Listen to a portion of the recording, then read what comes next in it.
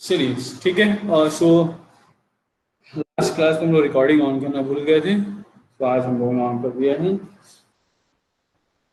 Today we are going to start a new chapter, that is trigonometry. बहुत बेसब्री से 10th के बच्चे इस चैप्टर का इंतजार करते हैं, क्योंकि ये चैप्टर ऐसा है जो पहली बार 10th क्लास में पढ़ा जाता है, ठीक है ना। तो सब लोग बहुत ज़्यादा सब है ना, आज आप लोगों के इंतजार का जो है फल मिलने वाला है। आज आप लोगों का नया चैप्टर स्टार्ट होना है। लेट्स सी, बहुत ही इंटरेस्टिंग चैप्टर है। No, it is not a terrible chapter.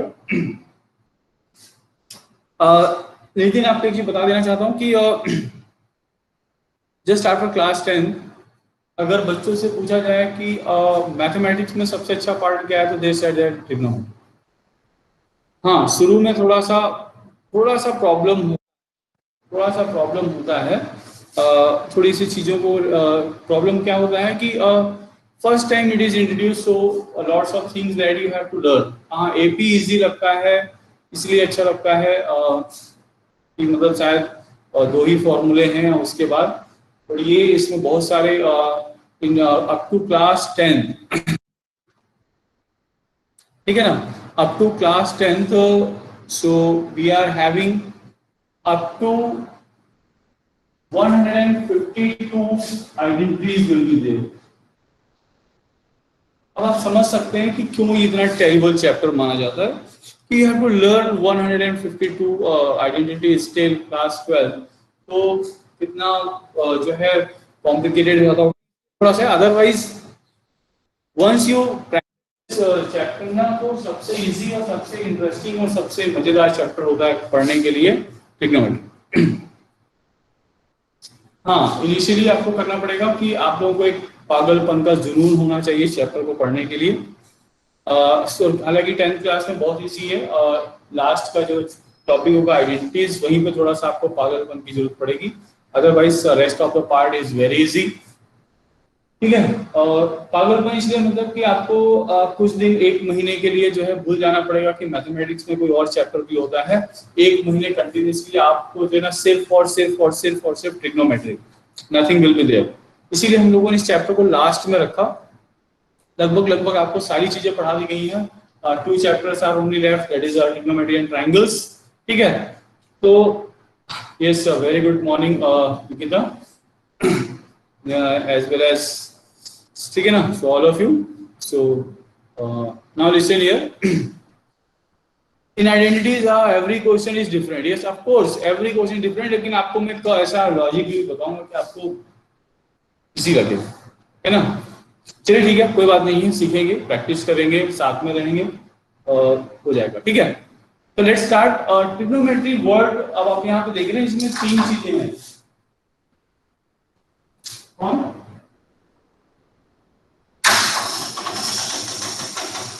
Sir आज रिकॉर्डिंग नहीं हुई, पावर नहीं, आज रिकॉर्डिंग एक का लिए थे, इस यहाँ पावर दिया तो पावर कट के वेट देगा। मैं आज नहीं पावर।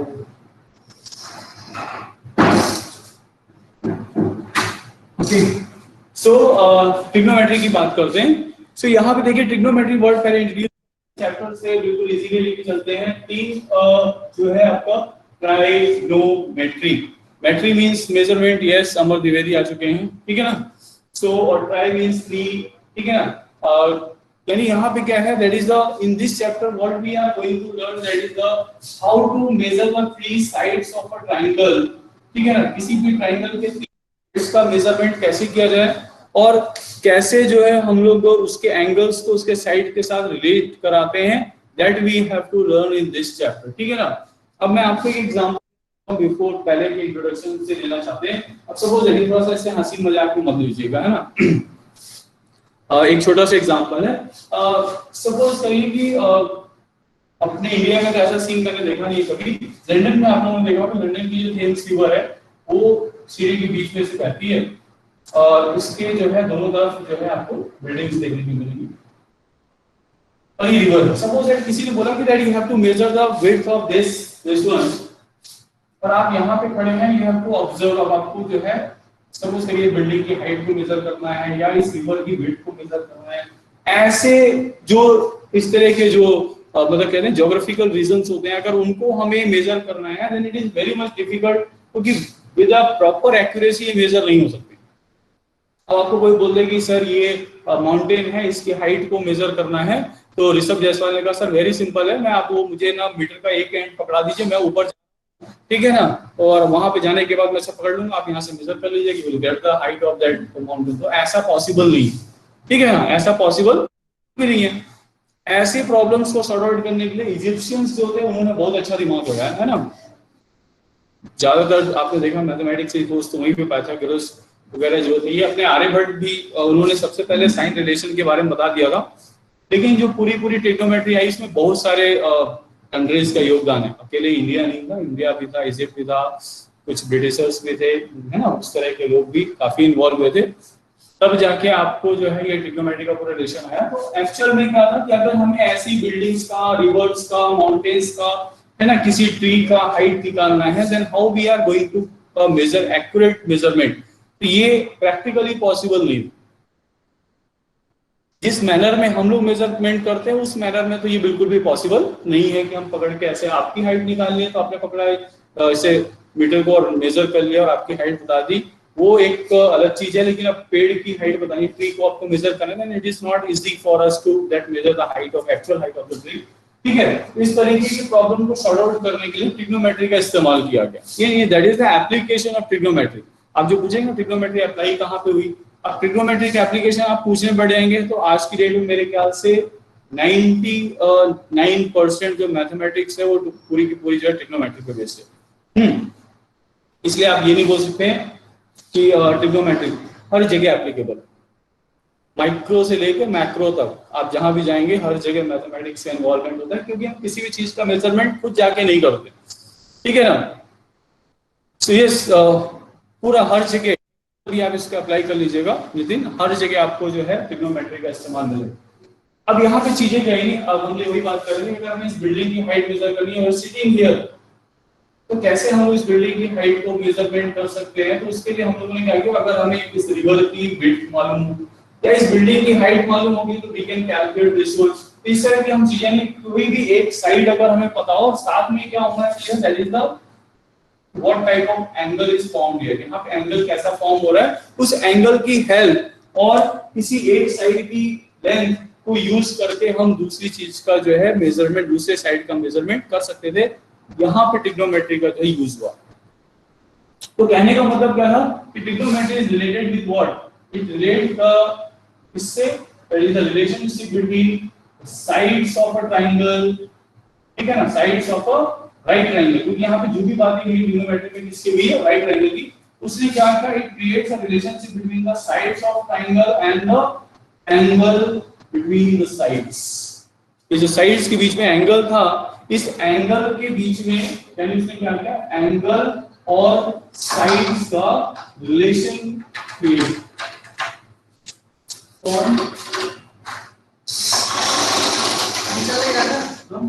चल नहीं रहा है इसको पढ़ा रहे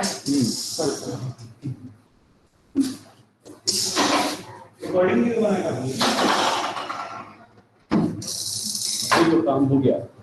अभी तो हम लोग का क्लास हो गई थी पूरी, सब कैमरे ही निकाल दिए थे। हाँ, कहाँ पढ़ते हम लोग, यस। तो हम लोग यहाँ पे क्या पढ़ने जा रहे हैं, that is the relation between the angles and the sides, यानी साइड्स और एंगल्स के बीच के रिलेशन को यूज करते हुए हम लोग क्या करेंगे, मेजरमेंट करेंगे। तो शायद हम लोग जो है एक्चुअल में जाकर वहां मेजर करने की जरूरत नहीं थी, हम यहीं से एक पर्टिकुलर जगह से एक एंगल मतलब जो है क्रिएट करेंगे, जिससे हम क्या करेंगे, उसके टॉप जिस हाइट को आपको मेजरमेंट करना है उस हाइट को जो है यहाँ से एंगल क्रिएट करते हैं, उस एंगल के द्वारा हम क्या करते हैं, उस साइड्स को मेजरमेंट कर लेते हैं। तो ये सारी चीजें हेल्पफुल, कैसे होगा, क्या होगा, चलिए अब आइए देखते हैं, इसको सीखते हैं, ठीक है। सो क्या क्या रिलेशन है, कैसे कैसे रिलेशन है, वो आइए यहाँ पर देखेंगे।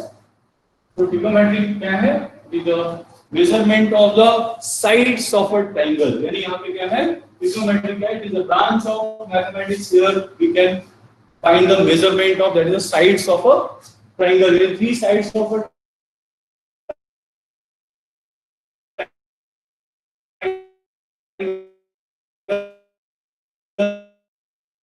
जो है आपके इसी मेजरमेंट्स को हम यूज करते हैं साइड। किसी भी राइट ट्रायंगल से आप सब लोग इंट्रोड्यूस हुए होंगे, आप लोग सब लोग जानते हैं राइट एंगल ट्रायंगल किसे कहते हैं, ठीक है। सो राइट एंगल ट्रायंगल से इंट्रोडक्शन आप लोगों को करा देते हैं छोटा सा।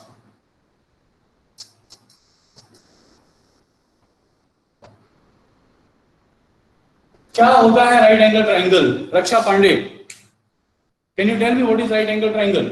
बहुत इजी सी चीजें पूछेंगे, बोलते चलिएगा, अच्छा लगेगा। Yes Raksha, right angle triangle क्या है? Triangle having one right angle and two acute angles. Very good. यानी राइट एंगल ट्रायंगल किसे कहते हैं? A triangle which have one right angle in it, ठीक है ना। एक राइट एंगल होगा, अब एक राइट एंगल होगा तो बाकी के दोनों एक्यूट होंगे, वहां पे पॉसिबिलिटी नहीं कि ऑब्वियस हो जाए, ठीक है। तो क्या है? A triangle having one right angle and two acute angle that is said to be right angle triangle. Yes Rishabh Jaiswal ने भी कहा, बिल्कुल यस सही है। तो चलिए यहाँ पे यानी राइट एंगल ट्रायंगल की बात करते हैं। It means there we are having a one angle right angle. Suppose करिए कि your angle B is your 90 degree, यानी आपका राइट एंगल, ठीक है। सो इसके बाद हमारे पास जो है अभी एक साइड बची। तो आपने पाइथागोरस थ्योरम पढ़ा हुआ है, पाइथागोरस ने कुछ चीजें बताई थी कि that is the in a right angle triangle the side opposite to the right angle is said to be a side opposite to a right angle is said to be a, जल्दी बोलिए। हाँ, वो सबसे longest side होता है। Yes बिल्कुल ये होता है, वो तो हम लोगों ने पढ़ा हुआ कि रिलेशन में कि side opposite to greater angle is always a greater. So ये था कॉन्सेप्ट, वो ठीक है। इसको ले सकते हैं, नहीं है ऐसे में लगा दिया अभी बस की क्लास होगी कितना हो जाएगा? 10 अक्टूबर चल रहा है।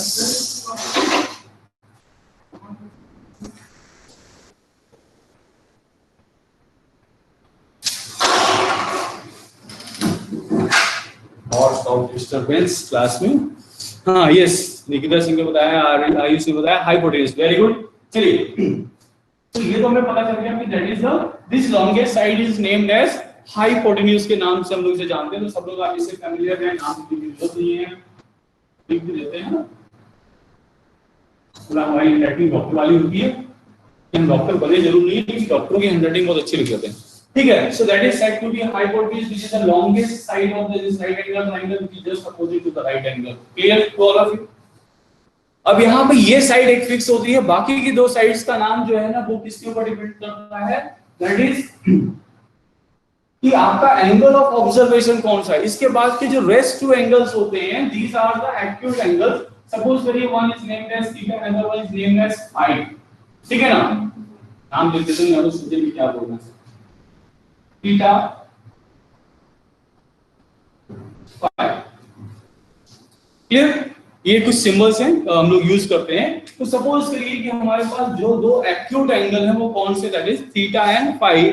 अब हमारे ऊपर ये डिपेंड करता है कि हम लोग थीटा को जो है कंसीडर करते हैं, मतलब आपका एंगल ऑफ ऑब्जर्वेशन, या आपका जो है फाई को लेते हैं एंगल ऑफ ऑब्जर्वेशन। क्योंकि आपका जो है ये जो चीजें हैं क्या नाम से जो रेशियोज है वो किसके ऊपर टोटली डिपेंड रहेंगी? वो इन्हीं के ऊपर कि एंगल ऑफ ऑब्जर्वेशन आपका कौन सा है, इसकी जगह फिक्स रहती है। Hypotenuse is totally fix. इसके बाद हमारे पास क्या होता है कि अगर हमने थीटा को लिया angle of observation, then the side opposite to the angle of observation, जो आप जिसको ऑब्जर्व करने वाले हैं जिस एंगल को, ठीक है ना, तो उस एंगल के जो सामने की साइड होगी that will be always said to be a perpendicular, ठीक है ना, जिसको हम कैपिटल P से डिनोट करते हैं, या इसी को हम लोग हाइट भी बोल देते हैं, इसी को हम लोग एल्टीट्यूड भी बोल देते हैं, है ना। बहुत सारे नेम से इसको बुलाएंगे। That is side opposite to that is theta. अब थीटा ऐसा नहीं है, अब अगर आपका एंगल ऑफ ऑब्जर्वेशन क्या हो जाए, ये हो जाए, यानी एंगल ए हो जाए, ठीक है, उस केस में परपेंडिकुलर क्या हो जाएगा? BC will be of perpendicular. इसलिए अपने दिमाग में ये मत लगाइएगा कि यही साइड जो है परपेंडिकुलर होती है। तो आपका डेफिनेशन क्या है कि परपेंडिकुलर की डेफिनेशन क्या हो जाएगी? परपेंडिकुलर कौन सा साइड होगा? That is side opposite to the angle of observation। इस एंगल से आप ऑब्जर्वेशन लेने जा रहे हैं, उसके अपोजिट साइड को ही हम परपेंडिकुलर बोलते हैं। ये चीज बिल्कुल अपने माइंड पे सेट करिएगा। कोई भी ये मत सेट करिएगा कि जो है ऐसा खड़ा है सर वही परपेंडिकुलर है, जो लेटा हुआ है वही बेस है। ऐसा गलत कॉन्सेप्ट बिल्कुल भी अपने माइंड पे नहीं डालिएगा। क्लियर? Is that clear? अब जो बची हुई तीसरी साइड है वो क्या कहलाएगी? बेस। वो क्या कहलाएगी? बेस, जिसको हम लोग किससे डिनोट करेंगे? कैपिटल बी से डिनोट करेंगे। Is that clear? ये सारी चीजें क्लियर हुई? यानी हमारे इस राइट एंगल ट्राइंगल में तीन साइड्स होती हैं, हाइपोटेन्यूज होता है, परपेंडिकुलर होता है और बेस होता है। इन्हें तीन नेम से हम लोग जो है कॉल करते हैं और इनका बहुत ही इंपॉर्टेंस भी होता है। ठीक है? hypotenuse is the side opposite to great, that is a 90 degree angle। यानी राइट एंगल के अपोजिट का साइड ऑलवेज hypotenuse होगा। ठीक है? तो बिल्कुल आप याद कर लीजिएगा कि hypotenuse कौन सा है? that is side opposite to right angle। ठीक है? बेस क्या होता है? Third side. अब जो भी थर्ड साइड होगा वो, ये दोनों साइड का नेम तो कर दिया, बचा हुआ थर्ड साइड क्या हो जाएगा आपका? That is base. Is it clear to all of you? ये चीजें क्लियर हुई सभी को? इसमें किसी के मन में कोई सवाल उठ रहा है, कोई दिक्कत आ रही है, कंफ्यूजन क्रिएट हो रहा है, प्लीज आस्क योर क्वेश्चन, क्योंकि बहुत टाइम लेके इस चैप्टर को पढ़ना है। अब मैं नहीं चाहता कि इसमें कहीं किसी के माइंड में जो है कोई कंफ्यूजन क्रिएट हो। ठीक है?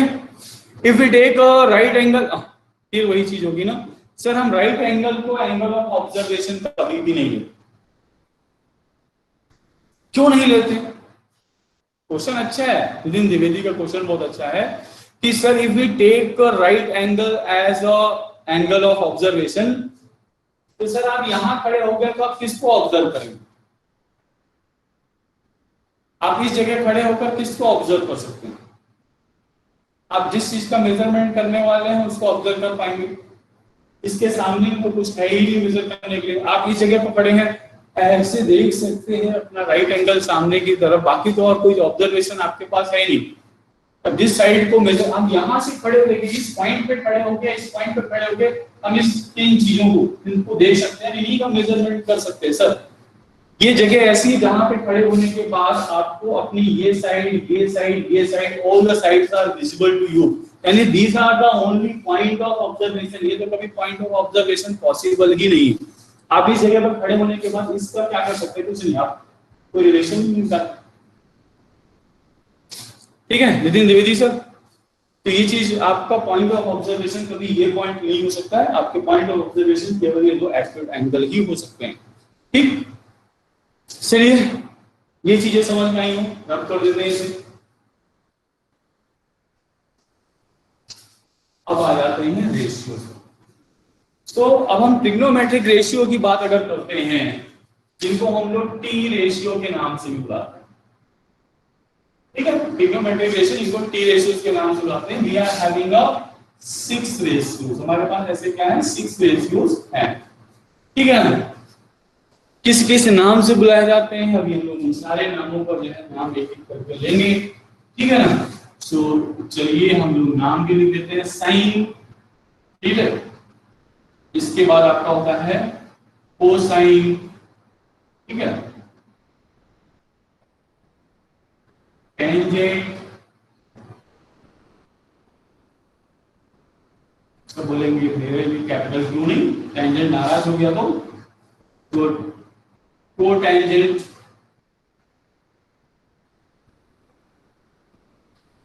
सेकेंड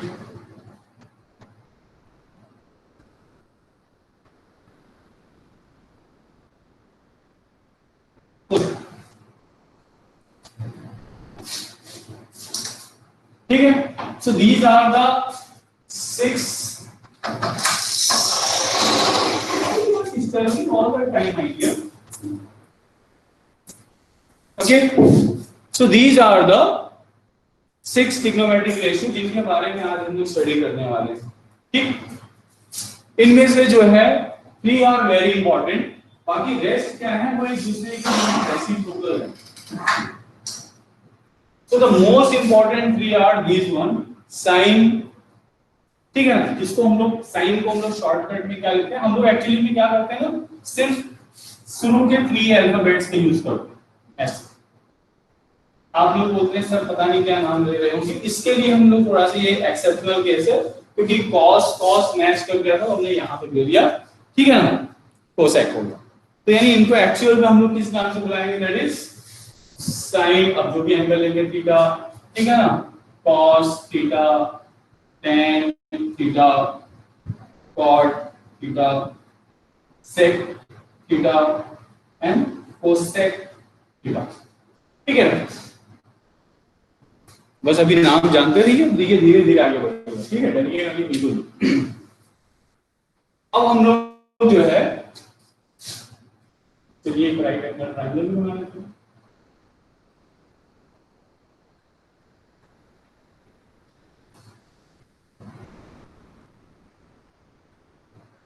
सपोज करिए हमारा थीटा क्या है यहाँ पर, तो ऑब्वियसली ये क्या है आपका हाइपोटेन्यूज हो जाएगा, परपेंडिकुलर हो जाएगा, ये क्या हो जाएगा, बेस। सो अब आप ये देख सकते हैं कि we are having a 3 sides, तो we can create a 3 ratios also, 6 ratios create कर सकते हैं।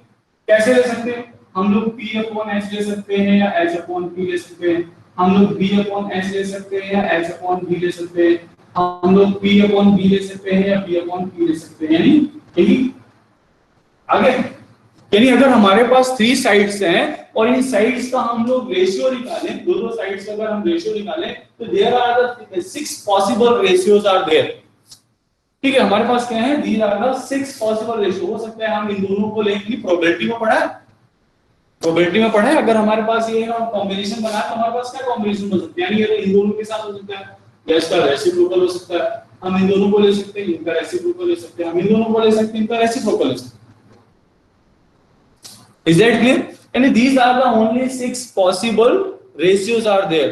Now, which are named as sine ratio, which is named as cos, which is named as tan. अब ये कैसे होगा सर, हमें कैसे पता चलेगा, वो इम्पोर्टेंट, ठीक है। यानी there are only 6 possible ratios are there. आप खुद देख सकते हैं यहाँ पे, अगर आपके पास 6 साइड्स है तो इनके जो है मतलब जो है 6 रेशियोज हो सकते हैं।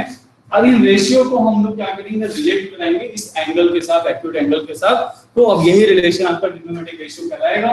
This creates a relation between the angle this one. और हम देखते हैं कैसे कैसे कैसे कैसे कैसे कैसे। That clear? किसी को अभी भी डाउट लग रहा है, कोई चीज समझ में नहीं आ रही है? कितने लोगों को समझ में नहीं आ रहा? कोई ऐसा बंदा है जिसको अभी भी लग रहा है कि सर मुझे कुछ भी समझ में नहीं आ रहा, आप क्या पढ़ा रहे हैं, आई डोंट नो?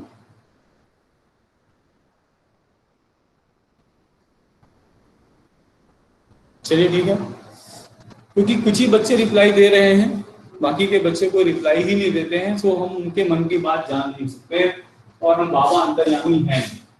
प्रॉब्लम यही है, ठीक है ना।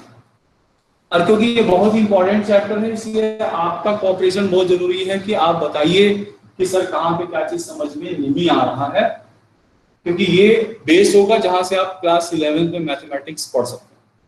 अगर ये क्लियर नहीं हुआ चैप्टर तो आपको पीसीएम में मैथ्स लेने की रिक्वायरमेंट नहीं है, अभी भी बेसिक चूज कर लीजिएगा और कॉमर्स ले लीजिएगा, आर्ट्स ले लीजिएगा, मैथमेटिक्स मत पढ़िए, ठीक है। लेकिन जो लोग मैथ्स पढ़ना चाहते हैं प्लीज एंड प्लीज इस चैप्टर पर बहुत ही ज्यादा फोकस करिएगा, क्योंकि आगे चल के आने वाला क्लास 12 की मैथ्स में 55 मार्क्स का केवल और केवल आता है कैलकुलस, ठीक है। कैलकुलस 55 मार्क्स का होता है अकेले, 100 मार्क्स के पेपर में 55 मार्क्स का कैलकुलस है, जो कि टोटली ट्रिग्नोमेट्री बेस्ड है। अंडरस्टैंड? अब आप समझ सकते हैं कि what is the importance of trigonometry, समझ सकते हैं ना इसकी इंपॉर्टेंस कहां पर है। तो why I am telling you कि बहुत ही ज्यादा सीरियस होकर इस चैप्टर को पढ़िएगा, बिल्कुल भी हल्के फुल्के में मत लीजिएगा। कहीं पर भी कोई चीज नहीं समझ में आती है 10 बार पूछिएगा। अभी अक्टूबर स्टार्ट हुआ है, you are having only 2 chapters left, your marks अभी आने में बहुत टाइम है। अभी दिसंबर तक भी जाएंगे तो अक्टूबर नवंबर दिसंबर 3 महीने हमारे पास हैं। आप चाहें तो बड़े आराम से अपने सिलेबस को खत्म करेंगे, ठीक है ना। सो बिल्कुल आप 1 महीने का टाइम लीजिए इस चैप्टर पे, लेकिन पढ़िए इत्मीनान से और अच्छे से, ठीक है ना। बस एक ही कोशिश है कि पढ़िए, आप बोलेंगे नहीं तो हम समझ नहीं पाएंगे कि आपको समझ में आया कि नहीं आया। सो सारे बच्चों से रिक्वेस्ट है, जो भी 33-34 बच्चे पढ़ रहे हैं, जो पढ़ रहे हैं, जो नहीं पढ़ रहे हैं उनकी बात ही अलग है, पर जो पढ़ रहे हैं प्लीज एंड प्लीज, कहीं पर भी डाउट है ना, बिल्कुल आप नोटिस, बिल्कुल मैसेज कर दीजिए सर को, कमेंट बॉक्स पे लिख दीजिए, सर बिल्कुल वहीं पे स्टॉप हो जाएंगे, आपको समझाएंगे, ठीक है सर, कोई चीज से कोई प्रॉब्लम नहीं होगी। चलिए अब स्टार्ट करते हैं कि कौन सा रेशियो साइन कहलाएगा, कौन सा, इन्हीं में से एक साइन कहलाएगा, इन्हीं में से एक कॉस कहलाएगा। मैं ऐसा फॉलोइंग दे सकता हूं, मैं ऐसा इन्हीं में से मैच कराने हैं आपको ऐसे, ठीक है। पर कौन सा कौन कहलाएगा, इसको लर्न करने का अभी तरीका हम आपको बताएंगे। आपकी बुक्स में बहुत सारे तरीके हैं, ठीक है ना। तो एक बहुत ही थोड़ा सा क्या है ना कि स्टैंडर्ड स्कूल में पढ़ते हैं तो स्टैंडर्ड वे भी होना चाहिए ना याद करने का। तो एक स्टैंडर्ड सा वे आपको बताता हूँ याद करने का, कि स्टेटमेंट है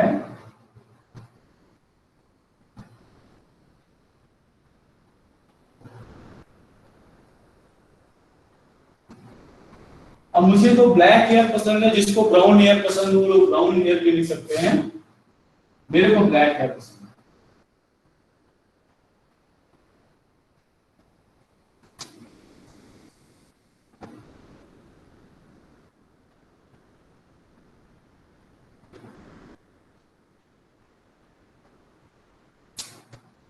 इज दैट, हमें बाकी के लेटर से कोई मतलब नहीं है, S P H C B H P E P, हमें इनसे मतलब है। sin theta is equals to perpendicular upon hypotenuse, cos theta is equals to base upon hypotenuse, tan theta is equals to perpendicular upon base. Is that clear? So this is the way how we are going to learn it. अगर हमें 3 याद हो गए तो बाकी के मैं सारे याद करा दूंगा, आपको बस ये 3 याद करने। Is that clear? आपको सिर्फ ये 3 शुरू के याद करने हैं, और कैसे याद करने हैं वो ये कि some people have curly their hair just only to produce beauty, mostly the girls, है ना। बॉयज तो ऐसा नहीं करते, बॉयज ऐसे करते हो ब्राउन हेयर कलरफुल हेयर तो लेते हैं इंप्रेस करने के लिए लड़कियों को, लेकिन ऐसा कुछ होता नहीं। सो ये हम लोग एक ले सकते हैं, एक स्टेटमेंट एक फॉर्म कर सकते हैं, एक स्लोगन बना सकते हैं, just only to learn this one. इसके अलावा भी जो है कई बुक में मिलता है, पंडित बद्री प्रसाद हर हर बोले, सोना चांदी तोले, इस तरीके से जो है भी बनता है, तो आप वो भी बना सकते हैं, है ना। वो भी है बना हुआ है ना। क्या था, पंडित बद्री प्रसाद हर हर बोले, है ना, सोना चांदी। तो sin theta is equals to perpendicular upon hypotenuse, cos theta is equal to perpendicular upon hypotenuse and perpendicular to base, that is equal to tan। ये तरीका है ना। तो कुछ ऐसे बच्चे भी याद करते हैं। So lots of ways are there, कोई भी अपना अपना ओन क्रिएट कर सकते हो, ऐसा नहीं कि सर का ही स्टार्ट याद करना है। You can create your own way to learn, है ना। बस आपको लर्न होना चाहिए, that is the most important motto will be there। फिर इज दैट क्लियर? ये हो सकता है नहीं, आपने आधा याद किया है नितिन द्विवेदी, हमने आपको पूरा बता दिया, पूरा आगे ये है सोना चांदी तोले मतलब sin theta is equal to this one, ऐसे करके। सो ये है, सो वेरियस वेज है। अब ये थोड़ा सा स्टैंडर्ड लगता है, कॉन्वेंट स्कूल के बच्चों वाला लगता है, वो लगता है कि गवर्नमेंट स्कूल के बच्चों वाला पढ़ रहे हैं, ठीक है ना। थोड़ा सा स्टैंडर्ड भी आना चाहिए, so that's why we are having this one.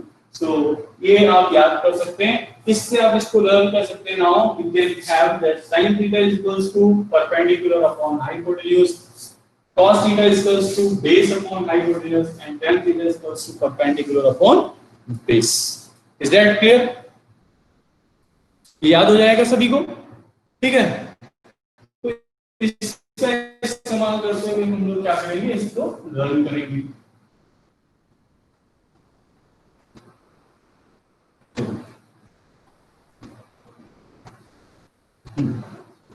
ठीक, तो हम लोग यहाँ पे लिखे तो sin theta is equal to perpendicular upon hypotenuse, cos theta is equal to base upon hypotenuse, tan theta is equal to perpendicular upon base.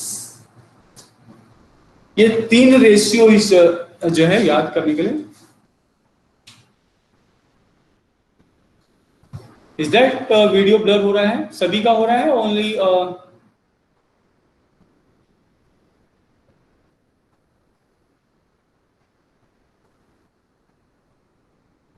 okay, just wait, I have solution for that.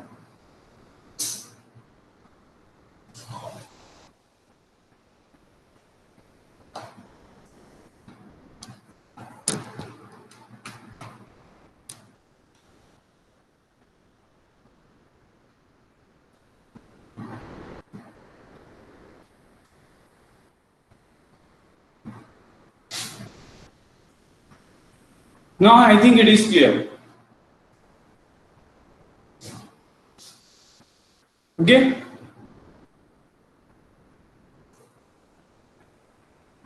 Now it is clear, ना? Hi hello बोलो, सुनाई दे रहा कि नहीं? Rishabh, Nitin,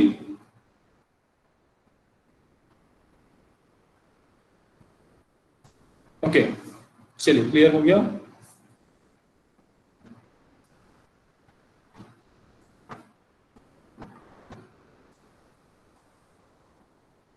okay now, so ये हो गया. So these are the three important. अब आप बोलेंगे सर ठीक है आपने तीन ही बताया, बाकी का तीन कौन बताएगा सर? मोहित सर तो बताएंगे ही, है ना? सो मैं ही बताऊंगा. अब देखिए कैसे बताएं. The rest three are the reciprocal of these three. बाकी के क्या है? These are the reciprocal of these three. So the reciprocal of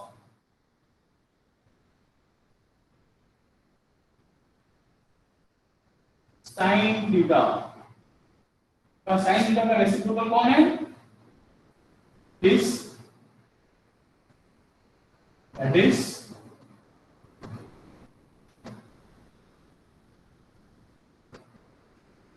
cosec theta.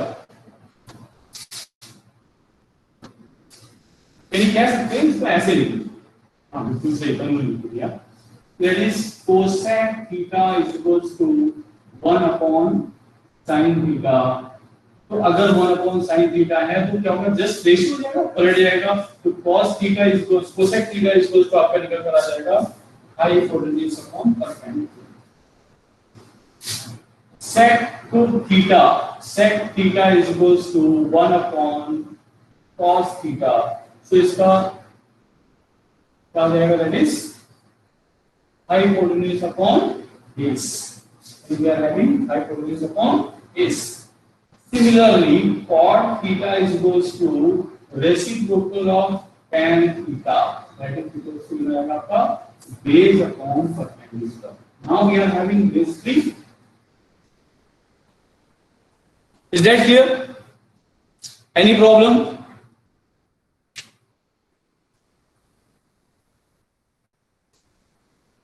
तो ये एक और रिलेशन आ गया. अब इससे एक और रिलेशन हम लोग निकाले. आपने पढ़ा हुआ है कि the product of a number and its reciprocal is always equals to 1. ठीक है. सो यहां पे एक और रिलेशन आपको मिल जाएगा इनसे हमें, that is sin theta into cosec theta is equals to 1. Similarly, cos theta into sec theta is equals to 1, and tan theta into cot theta that is equals to 1. Is that clear?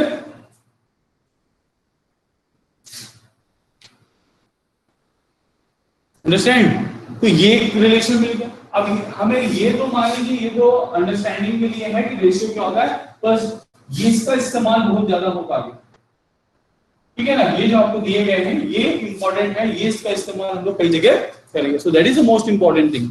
ये आपको remember कर लेना है. इस sin theta into cosec theta that is always equals to 1, cos theta into sec theta that is equals to 1, then tan theta into cot theta that is equals to 1. Is that clear? इसके बाद एक और relation होते हैं, that is, अब यहां से अगर हम देखें कि tan थीटा को हम कैसे रिलेट कर सकते हैं इन दोनों से, तो tan theta is equals to the reciprocal, that is the ratio of sin theta and cos theta. ठीक है. Similarly, cot theta कितना हो जाएगा? इसका रेसिप्रोकल हो जाएगा cos theta upon अब एक और रिलेशन मिल गया आपको, ये भी important relation. So these relations you have to remember, ये आपको रिमेंबर करना है कि tan यानी सबसे इंपॉर्टेंट कौन से रेशियोज हैं, sin and cos। tan is a ratio of these two, हमें मिल गया, ठीक है। और ये तीनों, इन तीनों के रेशियो, यानी अगर हमें sin और cos का पता है तो हम किसी का भी निकाल सकते हैं। Is that clear?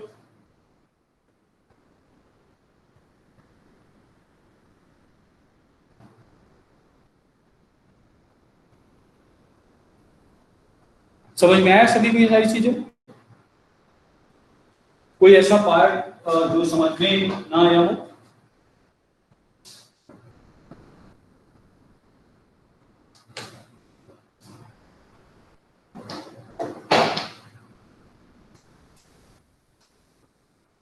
ओके, चलिए ठीक, अब आगे बढ़ते हैं। आपकी जो बुक का पहला एक्सरसाइज है वो इसी पे बेस्ड है। Sir can you explain the last? Yes, बिल्कुल बिल्कुल बिल्कुल। देखिए यहाँ पे जावेद, अब यही ये जो आपको पढ़ना है वो यही है। ये तो हमने कंप्लीट नेम लिखे थे, फुल नेम क्या होते हैं हम लोग, क्योंकि यहाँ पे half of the name abbreviations use करते हैं, ठीक है। So that is the full names are given here, वो हमने लिखा था। Now these are the abbreviation. अब हमारे जो मोस्ट इंपॉर्टेंट रिलेशन है जो आपको एक्सरसाइज 1 में यूज होने वाला है, एक्सरसाइज ए में यूज होने वाला है, तो यही है, that is these 6 ratios that you have to remember how these ratios are related with the sides, ठीक है। तो वो ये था कि sin theta that is perpendicular upon hypotenuse, cos theta base upon hypotenuse, tan क्या है, इन दोनों का रेशियो है, इन दोनों का रेशियो लेंगे, हाइपोटेन्यूज हाइपोटेन्यूज कैंसिल हो जाएगा, you will get perpendicular upon base. ये आ गया। यानी हम लोग इसके ये भी लिख सकते हैं कि tan theta equal to sin theta upon cos theta, और cot थीटा क्योंकि tan का रेसिप्रोकल होता है तो इसको उल्टा कर दीजिए तो आपको क्या मिल जाएगा, cot थीटा मिल जाएगा, cos theta upon sin theta. ये हो गया। इसके बाद क्या था हमारा कि ये जो तीन रेशियो हैं वो क्या है, इनके रेसिप्रोकल्स हैं। तो इसमें क्या है, आपका sin का रेसिप्रोकल कौन है, दैट इज कोसेक। cos का रेसिप्रोकल क्या है, दैट इज सेक। और आपका जो है cot का, tan का रेसिप्रोकल क्या है, cot। ये कह सकते हैं cot is the reciprocal of this, ऐसे करके भी आप नेम दे सकते हैं, ठीक है। उसके अकॉर्डिंग आप देख सकते हैं कि हम इन all the 6 sides can be calculated when the length of these sides are given to you।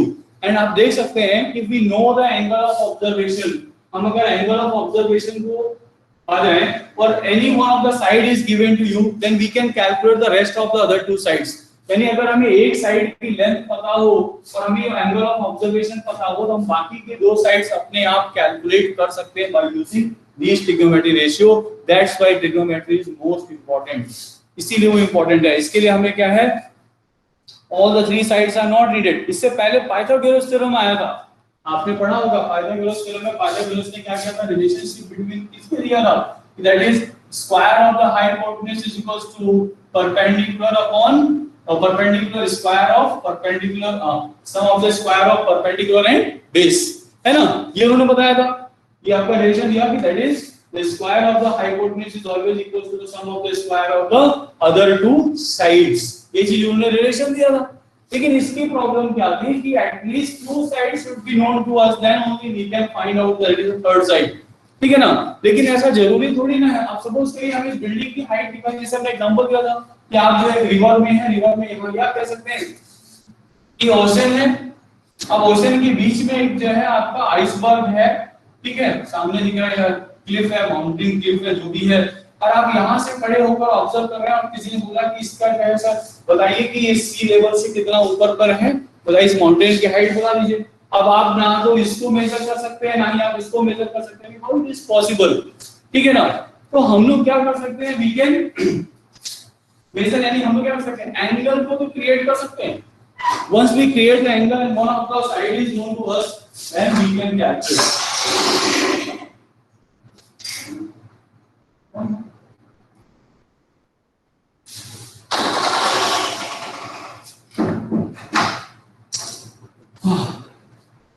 समझ में आया कि नहीं?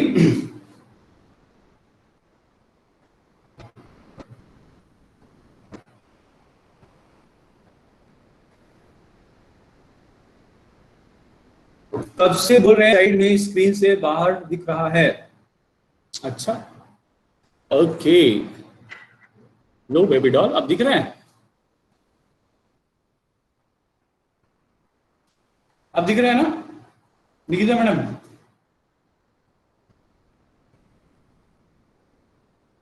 यस, ठीक है। चलिए, अब राइट साइड में जो चीज दिख रहा था वो सारी चीजें थी।